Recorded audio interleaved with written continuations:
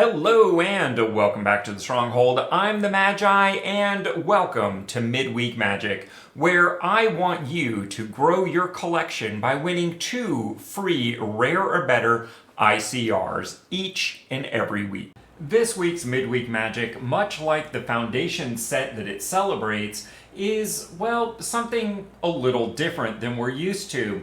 Unlike the only new set Midweek Magic events that we have seen over the last year or so, this set does not expect you to have a bunch of cards 1 week into the format.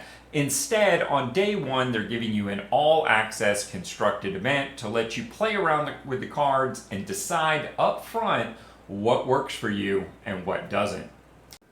But before we get into all of that, this whole Midweek Magic thing has become a bit of a tradition here at the Stronghold, and it all started with our crack team of researchers discovering that we were the only YouTube channel making consistent, proactive, and timely Midweek Magic coverage.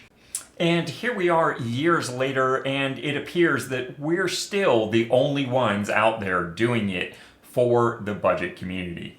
So be sure to subscribe to the Planeswalker Stronghold so that we can be here for you every chance we get. Now, what were we talking about? Oh yeah, right. Alright, so as I read the very brief rules regarding this event, it sounds like all cards from Foundations are in fact legal for this event. I, however, am going to choose to stick to just the standard legal cards for constructing the decks. Although I will certainly concede that those that are direct to eternal releases or reprints, again, perfectly valid for this event as far as I can tell, and arguably potentially more powerful than their simply standard legal counterparts.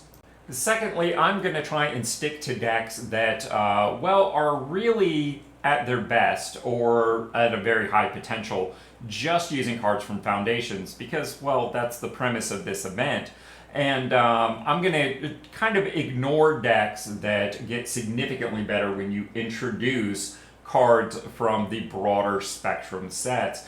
For instance, I think Elves is a real contender as an aggro deck, but I think it gets a lot better when you include Wincons like Tyvar from the Dustmourn set. For those reasons, I'm going to limit my discussion this week to just 3 decks. Well, also because I think that's a pretty manageable number for an event like this. Alright, so up first we've got a classic making a renewed appearance here in Standard and, well, maybe staying around forever. Although we very frequently get flying creatures in blue and white and heavily at lower rarities, it's been quite some time since we've seen blue-white skies as a directly supported archetype, and I'm really glad to see it back. The best part about this format, in my opinion, is it really only needs a couple of strong enablers like Imperium Eagle and a great, very strong card, Cloud Blazer.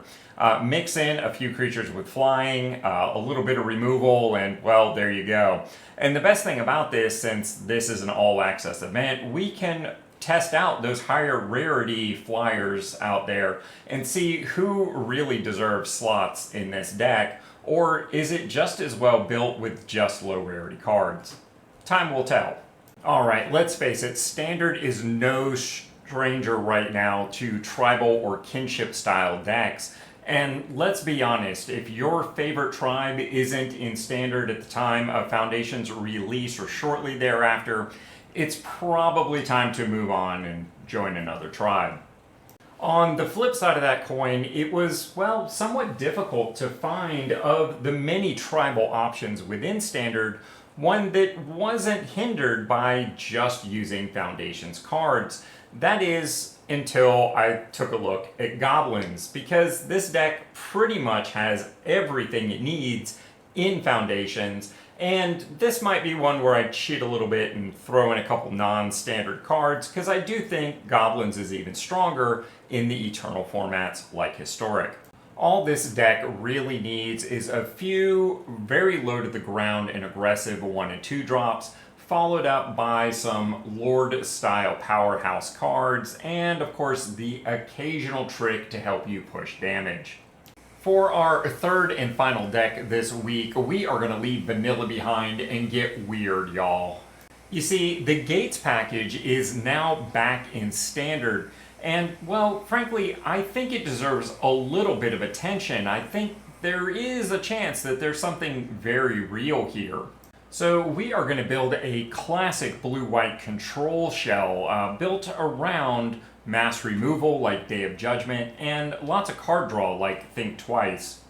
And then, because we're getting a little bit weird with this deck, we're going to splash in green and go for a Bant base on this and use that green mana to help us ramp even faster and get more gates out.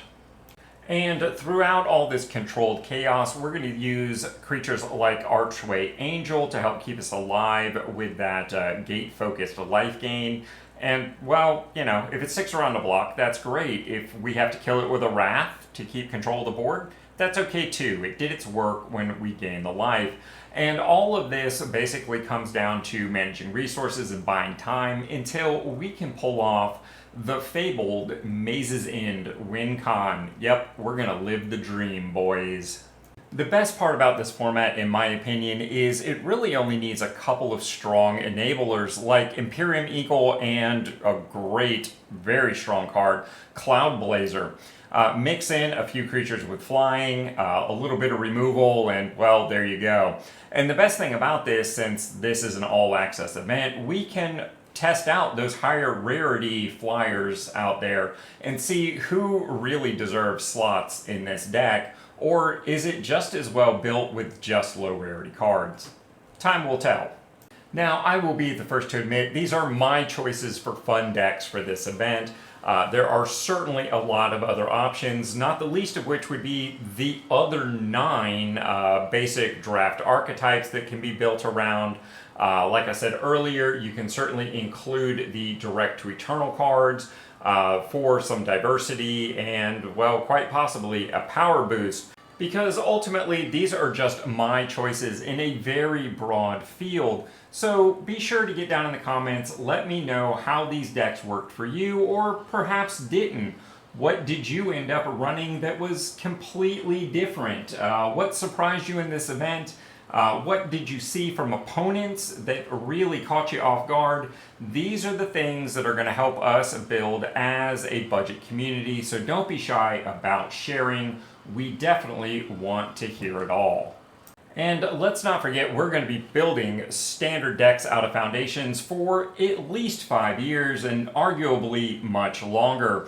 In fact, it's my plan for this roughly 3-month season to put out 1 deck list a week. So if you haven't subscribed over on my Aetherhub already, make sure you do so because, well, a lot of things don't make it here on YouTube.